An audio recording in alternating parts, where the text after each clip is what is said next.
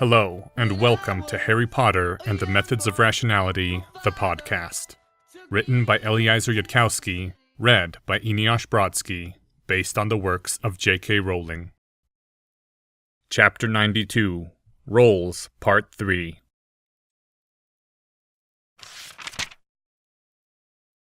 There was nothing left to do. There was nothing left to plan. There was nothing left to think. Into that emptiness rose the new worst memory. The boy who lived unlike his best friend trudged the long echoing corridors toward the great hall. With all his energies of thought exhausted, his mind was starting to throw out thoughts like an image of Hermione walking beside him and wordless concepts like, "That will never happen again." Until another part yelled, "No!" and shouted it down with determination to bring her back. Only that part's voice was getting tired, and the other part seemed tireless. Another part of his mind insisted on reviewing what he'd said to Professor McGonagall and Dad and Mum, even though he'd only been trying to get them out of there as quickly as possible and had been running on limited mental energy, as though somehow he could have done better by an act of his defective will. What would be left of his relationship with his parents now, Harry couldn't guess. He came finally to a junction where there waited an older boy in green-fringed black robes, silently reading a textbook on the path that someone would pick if they wanted to intercept someone going from the healer's chambers to the Great Hall. Harry was wearing the cloak of invisibility, of course. He'd put it on after leaving the office, rendering himself immune to almost all forms of magical detection.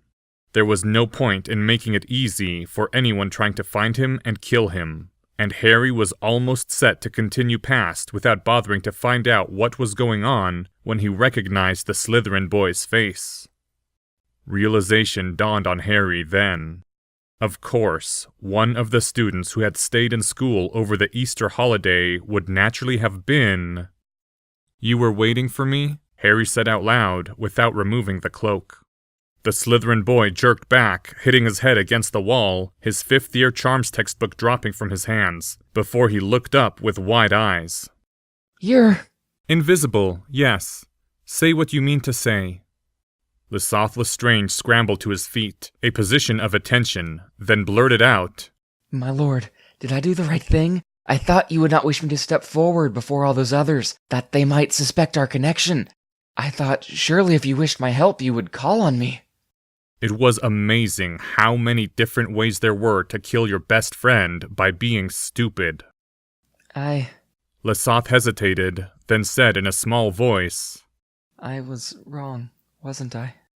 "You acted exactly as you should have under the circumstances. It is I who was a fool." "I'm sorry, my lord." "If you had come with me, would you have been able to kill the troll?" It wasn't even the correct question. The correct question was whether Harry himself would have considered Lesotho as sufficient and flown out 60 seconds earlier. But still... I'm not sure, my lord. I am not much welcome to dueling practices in Slytherin. I have not learned the gestures to the killing curse. Should I study those arts to better serve you, my lord? I continue to insist that I am not your lord. Yes, my lord. Although, and this is not any kind of order, just a remark, anyone ought to know how to defend themselves, especially you. I'm sure the defense professor would help you with that on general principles if you asked. Lesotho bowed his head and said, Yes, my lord. I will follow your orders if I can, my lord. Harry would have complained about being misunderstood if he hadn't been understood perfectly. Lesotho left. Harry stared at the wall.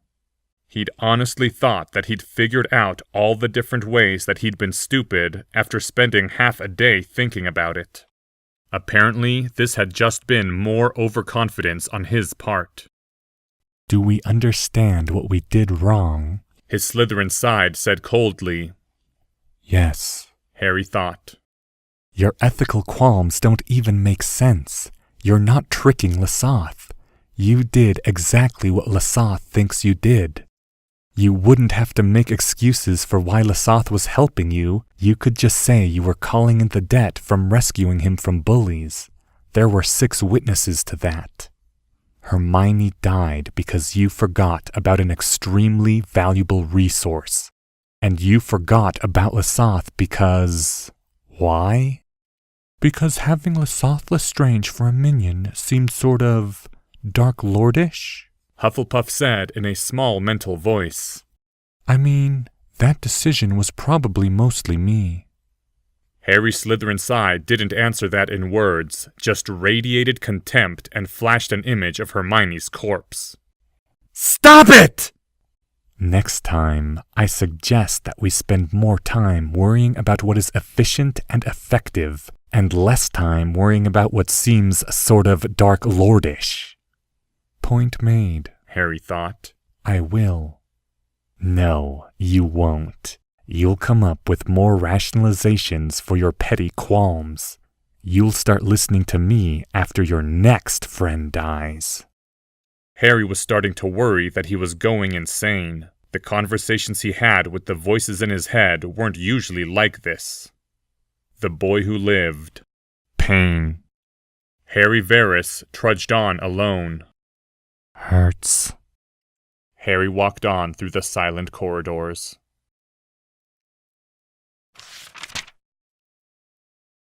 How is Mr. Potter doing? Demanded Professor Quirrell. There was a tension about the man. You could not quite call it concern, more like an ambusher measuring the time to strike. The Grangers had hardly left with Madame Pomfrey before the defense professor had knocked upon the door to her office and then entered without waiting for her answer, and spoken before she could say a word. Part of Minerva wondered distantly whether Harry Potter had picked up that habit from his defense professor, being unaware of others' pain when there was something else on his mind, or if it was only a childish flaw which this man had somehow failed to grow out of.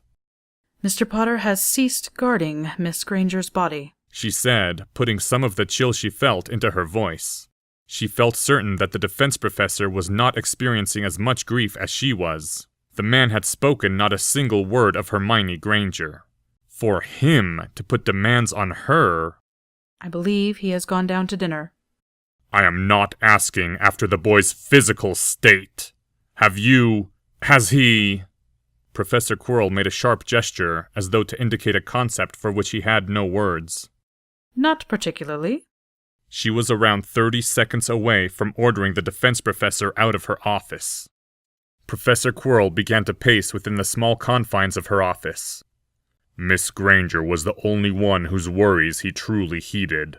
With her gone, all checks on the boy's recklessness are removed. I see it now. Who else is there? Mr. Longbottom? Mr. Potter does not pretend that they are peers. Flitwick? His goblin blood would only cry for vengeance. Mr. Malfoy, if he were returned? To what end? Snape? A walking disaster. Dumbledore? Pah!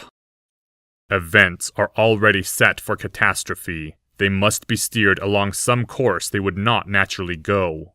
Who might Mr. Potter heed who would not ordinarily speak to him?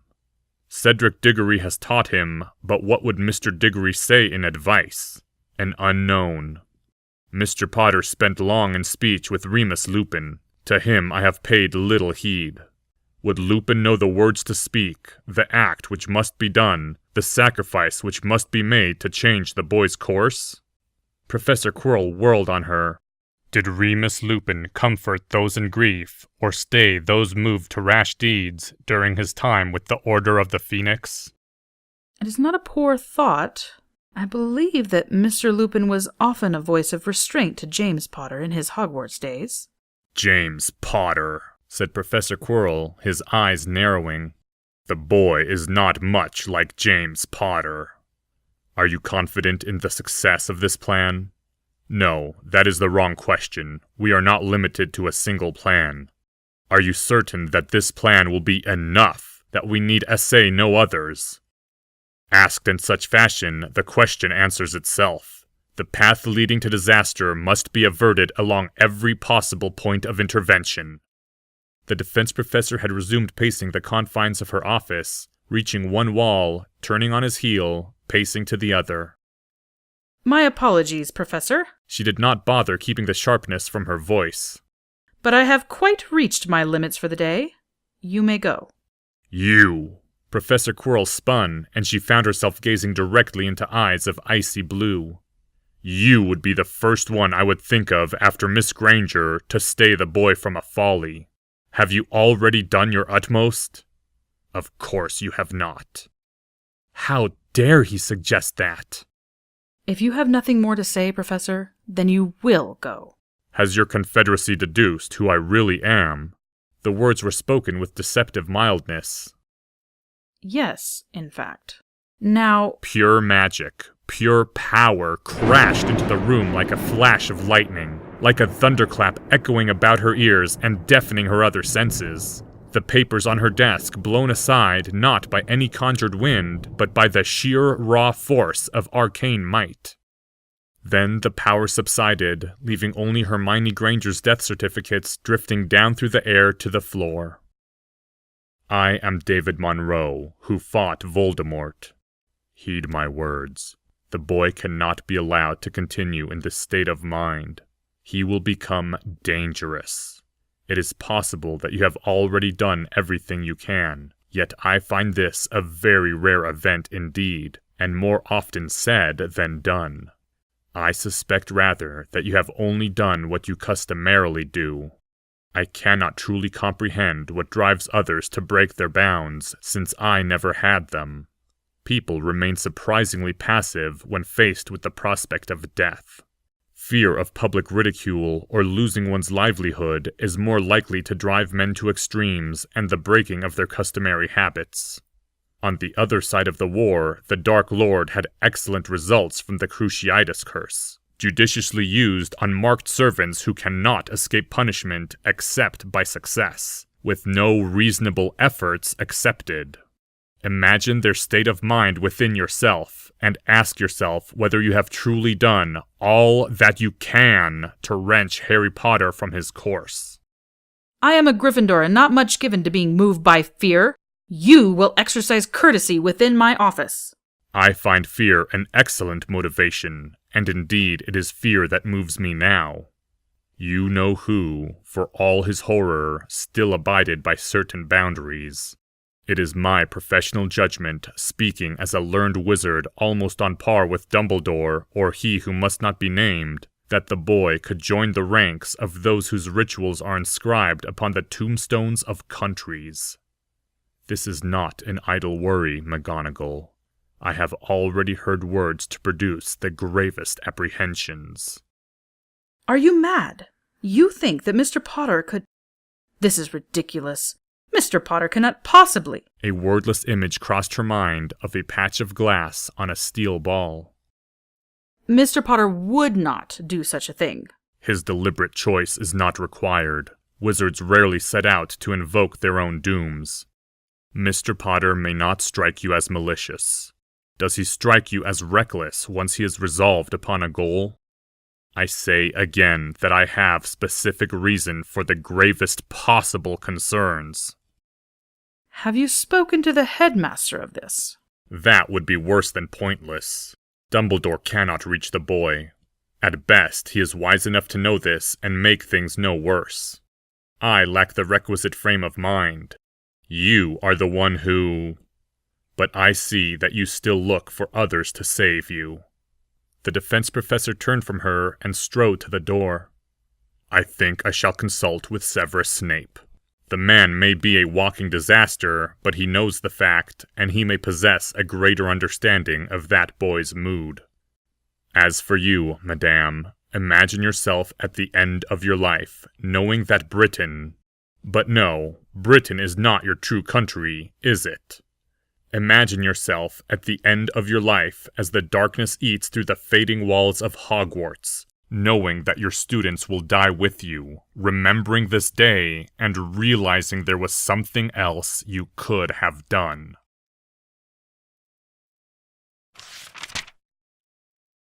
End Chapter 92. Chapter 93, Rolls, Part 4. Harry had walked into the great hall, looked around only once, grabbed enough calories to sustain himself, walked out, put on his cloak again, and found a small random corner in which to eat. Seeing the students at their tables. Feeling revulsion when you look at other humans is not a good sign, Hufflepuff said. It's not reasonable to blame them for having not had your opportunities to learn what you've learned. Inaction in emergencies has nothing to do with people being selfish. Normalcy bias, like that plane crash in 10 or something, where a few people ran out and escaped, but most people just sat in their seats not moving while their plane was literally on fire. Look at how long you took to really start moving. It serves no useful purpose to hate, said Gryffindor. It's just going to damage your altruism. Try to figure out a training method you could use to prevent this from happening next time, said Ravenclaw. I'll go ahead and register the experimental prediction, said Slytherin, that we'll always observe exactly what would be predicted on the hypothesis that people cannot be saved, cannot be taught, and will never help us with anything important. Also, we need some way of keeping track of all the times I'm right. Harry ignored the voices in his head and just ate slices of toast as fast as he could. It wasn't proper nutrition as a general policy, but one-time exceptions wouldn't hurt so long as he made them up the next day. In mid-bite, a blazing silver silhouette of a phoenix flew in from nowhere and said, in the voice of a tired old man, "Please remove your cloak, Harry. I have a letter to deliver to you." Harry coughed for a bit, swallowed some toast which had gone down the wrong way, stood up, took off the cloak of invisibility, and said aloud, "Tell Dumbledore I said fine," and then sat down and continued to eat his toast. The toast had all gone by the time Albus Dumbledore walked up to Harry's nook, carrying folded sheets of paper in his hand. Real paper with lines, not wizard's parchment. "Is that?" "From your father and from your mother."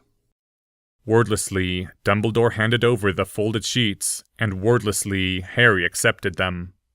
The old wizard hesitated, then said quietly, "The defense professor has told me to restrain my counsel, and I thought the same thing myself when given time to think. I have always taken too long to learn the virtues of silence. But if I am mistaken, you need only say the word." "You're not mistaken."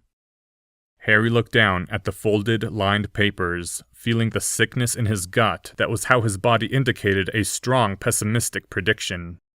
His parents wouldn't actually disown him, and there wasn't much they could do to him. Some part of himself was still afraid in a very visceral way of television privileges being taken away, no matter how little sense that made now. But he had stepped outside the role that parents would expect of children who, in their internal beliefs, were lower on the pecking order. It would be stupid to expect anything except complete indignant fury, all-out righteous rage, when you acted like that to someone who thought they were dominant over you. "After you read it, I believe that you should come to the Great Hall at once, Harry.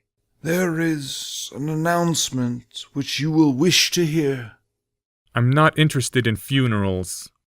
"No, not that. Please, Harry, come as soon as you are done reading, and do so without your cloak. Will you?" "Yes." The old wizard left. Harry had to force himself to open the letter. The important thing was keeping your vulnerable friends and relations out of harm's way. It might be a cliché, but so far as Harry could tell, the logic was valid. Damaged relationships could be repaired later. The first letter said, in script handwriting that required a careful focus for Harry to read, "Son, no matter what you've read in books, keeping us out of harm's way is not as important as having adults who can help you when you're in trouble. You decided without giving us a word in edgewise that we'd abandon you because of your dark side. That the ghost of Shakespeare knows that I've seen things in this last year that were not dreamt of in my philosophy. Sometimes I wonder if your mom isn't just humoring me and the authorities took you away when I started thinking you were a magic user. So I can't deny that it's possible you've managed to develop some... I'm not quite sure what to call it, but dark side seems premature if we don't know what's happening. Are you sure it's not a burgeoning telepathic talent and you're just picking up on the minds of other wizards around you? Their thoughts might seem evil to a child who grew up in a saner civilization. These are ungrounded speculations, I admit, but you shouldn't jump to conclusions either. The two most important things I have to tell you are this. First, son, I have every confidence in your ability to stay on the light side of the Force so long as you choose to, and I have every confidence that you will choose to. If there's some evil spirit whispering horrible suggestions in your ears, just ignore the suggestions. I do feel the need to emphasize that you should exercise special caution to ignore this evil spirit, even if it is suggesting what seem like wonderful creative ideas. And I hope I do not need to remind you about the incident with the science project, which would, I admit, make a deal more sense if you were struggling with demonic possession. The second thing I have to say is that you do not need to fear that Mum or I are going to abandon you because of your dark side. We may not have expected you to gain magical powers or develop an affinity for black magic, but we did expect you to become a teenager. Which, if you think about it from your poor father's perspective, is already a sufficiently worrying prospect regarding a child who, by the age of 9, had been party to the summoning of a total of 5 fire engines. Children grow up. I won't lie to you and say that you will feel as close to us at 20 as you do now, but your mom and I will feel just as close to you when we are old and gray and bothering the nursing home robots. Children always grow up and away from their parents, and parents always follow them from behind, offering helpful advice. Children grow up and their personalities change, and they do things their parents wish they would not do, and they act disrespectfully towards their parents and have them hauled out of their magical schools, and the parents go on loving them anyway. It's nature's way. Though in the event that you have not yet hit puberty and your teenage years are proportionally worse than this, we reserve the right to reconsider this sentiment. No matter what is happening, remember that we love you, and will always love you no matter what. I don't know if our love has any magical power under your rules, but if it does, don't hesitate to call on it. With all of this said, Harry, what you did there is not acceptable. I think you know that. And I also know that this is not the time to lecture you on it. But you must write and tell us what is happening. I can understand very well why you'd want us taken out of your school at once, and I know we can't force you to do anything. But please, Harry, be reasonable and realize how terrified we must be. I would like to tell you that you are absolutely forbidden to mess around with any magic that the adults around you consider to be the least bit unsafe, but for all I know, the teachers at your school are giving everyone lessons in advanced necromancy every Monday. Please exercise as much caution as your situation permits, whatever your situation may be. Despite your very hurried summary, we don't have the slightest idea of what is happening, and I hope that you will write us as much as you can. It is clear that you are, at least in some ways, growing up, and I will not try to act like a children's book parent who only makes things worse, though I hope you appreciate how hard this is, and your mom has said a number of frightening things to me about how wizardry stays secret and how I might get you in trouble by making waves. I cannot tell you to avoid anything unsafe, because your school is unsafe and your headmaster will not let you leave. I can't tell you that you shouldn't take responsibility for anything happening around you, because for all I know there are other children in trouble. But remember that it is not your moral responsibility to protect any adults. Their place is to protect you, and every good adult would agree with that. Please write, and tell us more as soon as you can. Both of us are desperate to help. If there's anything at all that we can do, please let us know at once. There's nothing which can happen to us which would be worse than learning that something had happened to you. Love, Dad. The last page said only, You promised me that you wouldn't let magic take you away from me. I didn't raise you to be a boy who would break a promise to his mum. You must come back safely, because you promised. Love, Mum. Slowly, Harry lowered the letters and began to walk towards the great hall. His hands were shaking, his whole body was shaking, and it seemed to be taking a very great deal of effort not to cry, which he knew wordlessly that he must not do. He hadn't cried through all of the day, and he wouldn't cry. Crying was the same as admitting defeat. And this wasn't over, so he wouldn't cry.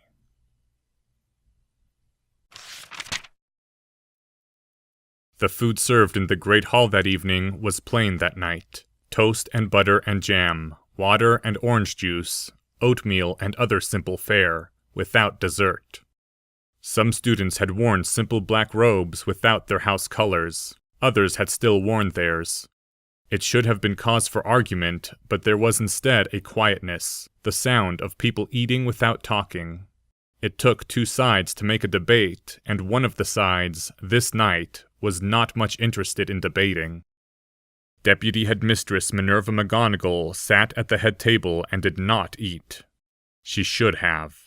Perhaps she would in a short while, but she could not force herself to do it now. For a Gryffindor, there was only one path. It had taken Minerva only a short time to remember that, when after the defense professor's urgings, her mind had stayed empty of clever plots to try. That was not a Gryffindor's way. Or perhaps she ought to say only that it was not her way. Albus did seem to try his hand at plotting. And yet, when she thought back on their history, there were no plots at the moment of crisis, no cleverness and games in the last resort. For Albus Dumbledore, as for her, the rule in extremis was to decide what was the right thing to do, and do it no matter the cost to yourself. Even if it meant breaking your bounds, or changing your role, or letting go of your picture of yourself.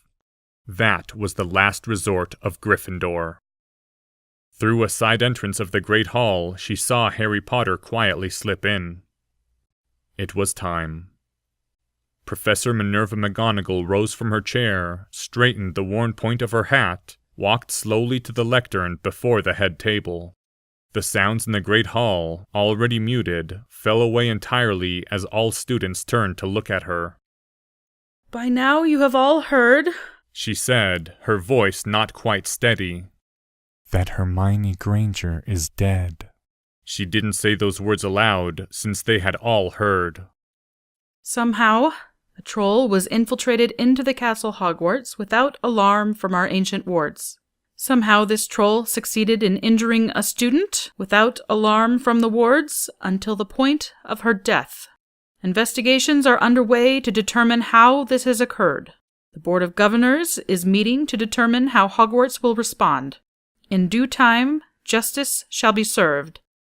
Meanwhile, there is another matter of justice which must be handled at once. George Weasley, Fred Weasley, please come forward to stand before us all." The Weasley twins exchanged glances where they sat at the Gryffindor table, and then stood up and walked toward her, slowly, reluctantly. And Minerva realized then that the Weasley twins thought they were to be expelled. They honestly thought that she would expel them. That was what the picture of Professor McGonagall, who lived in her head, had wrought. The Weasley twins walked over to the lectern, looking up at her with faces that were frightened but resolute, and she felt something in her heart break a little further.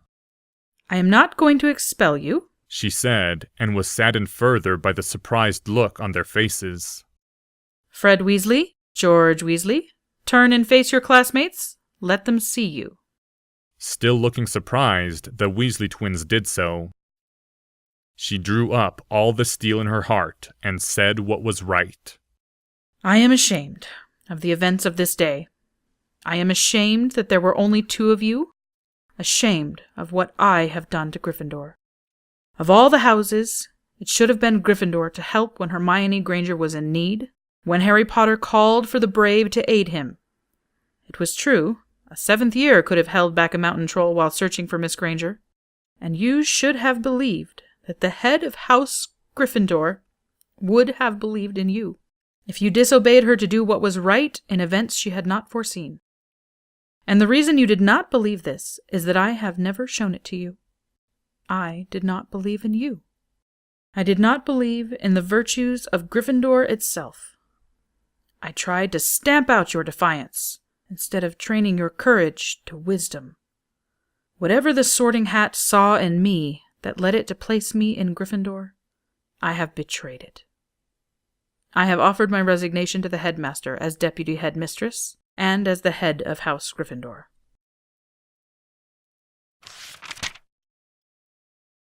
There were cries of shock and dismay, and not only from the Gryffindor table, as Harry's heart froze within his chest. Harry needed to run forward, say something. He hadn't meant for this to...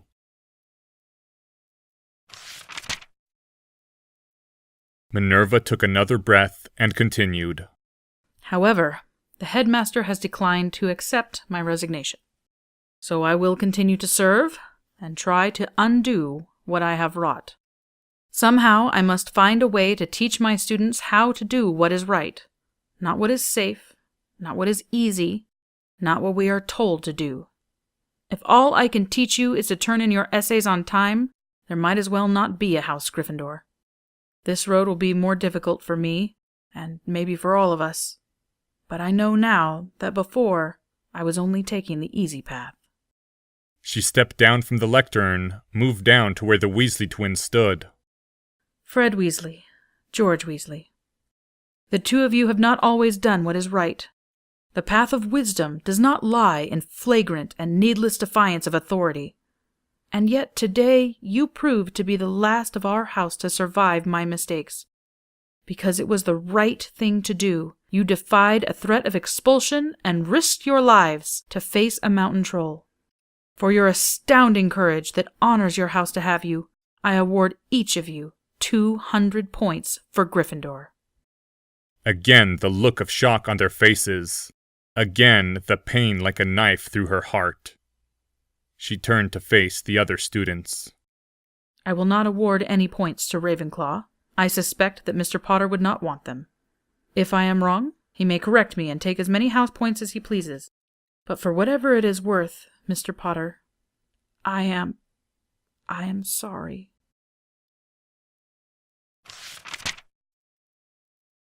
Stop! Harry screamed, and then again, Stop! The word sticking in his throat. You don't have to, Professor! Something inside him was twisting, threatening to split him open, like a giant's hands wrenching at him to tear him in half. And you shouldn't forget Susan Bones and Ron Weasley. They also helped. They should get house points too. Miss Bones and the young Weasley? Ruby has said nothing of that. What did they do? Miss Bones tried to stun Mr. Hagrid when he tried to stop me, and Mr. Weasley shot Neville when Neville tried to stop me. They should both get points, and so should Neville. Harry hadn't thought to imagine it before, the way Neville must be feeling now, but the instant he thought, he knew. Because Neville tried to do something, even if it wasn't the right thing. Doing what's right is the second lesson. You can start practicing that after you learn to do anything at all. 10 points to Hufflepuff, Miss Bones. 10 points to Gryffindor, Ron Weasley. Your family has done itself exceeding proud this day. And 10 points to Hufflepuff for Neville Longbottom, for standing up to Mr. Potter and doing what he thought was right. You shouldn't, screamed a young voice from the Hufflepuff table, followed by a single choking sound. Harry looked there, and then quickly looked back at Professor McGonagall and said, as steadily as he could, Neville's right, actually. You can't award literally 0 points for the part where you get the actions correct. That sends the wrong message too. But he was halfway there, so it could be 5 points instead. Professor McGonagall looked, for a moment, like she couldn't think of what to say. But then her eyes went to Neville's place at the table, and she said, As you wish, Mr. Potter. What is it, Miss Bones? Harry looked and saw that Susan Bones had stepped forward, wiping at her own eyes, and the Hufflepuff girl said, Actually, Professor McGonagall, General Potter didn't see it, but Captain Weasley and I, we weren't the only ones who tried to get in Mr. Hagrid's way after he ran out, before some of the older students stopped us. But we managed to slow Mr. Hagrid down a minute so General Potter could get away. You've got to give them points too, or I won't take any, said Ron Weasley from the Gryffindor table. Who else? 7 other children stood up.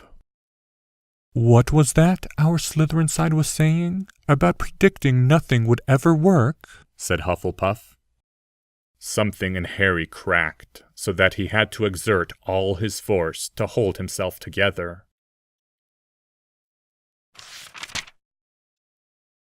When all had been said, and all had been done, Minerva went to where Harry Potter stood. Though it was not her greatest skill, she cast a ward about them to blur vision, and muffled sounds with another thought. You didn't have to. You shouldn't have said... Professor, everything I said to you was hurtful, and hateful, and wrong. I already knew that, Harry. Even so, I wish to do better.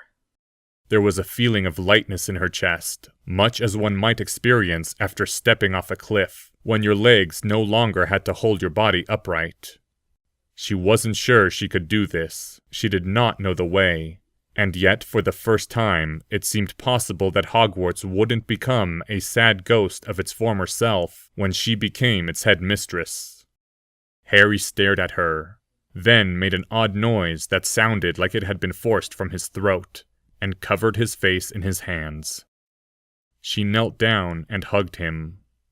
It might go wrong, but it might also go right, and she would not let that uncertainty stop her. It was time she began to learn a Gryffindor's courage, so that she could teach it in turn. I had a sister once, she whispered. Just that, and nothing more. Just to make sure, said some part of Harry, while the rest of him sobbed into Professor McGonagall's arms. This doesn't mean we've accepted Hermione's death, right?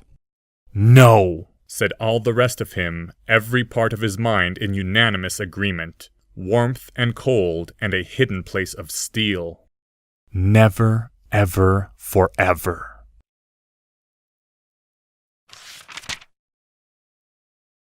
And an ancient wizard, to whom that word meant nothing, gazed upon them both, the witch and the weeping young wizard. Albus Dumbledore was smiling, with a strange, sad look in his eyes, like someone who has taken one more step toward a foreseen destination.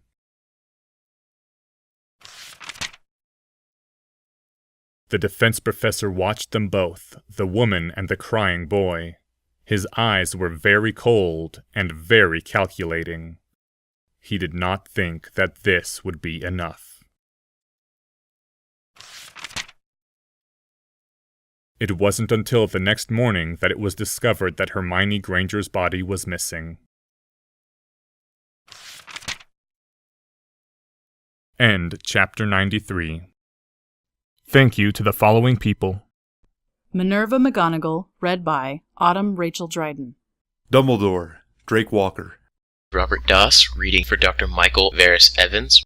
Lesotho Lestrange, read by Eric Scow. Petunia Dursley, by Annie McCabe. Neville, by Adam Hartel. Lauren Housley as Susan Bones. This chapter's original text, production notes, and attribution links, along with archives and much more, can be found at hpmorpodcast.com.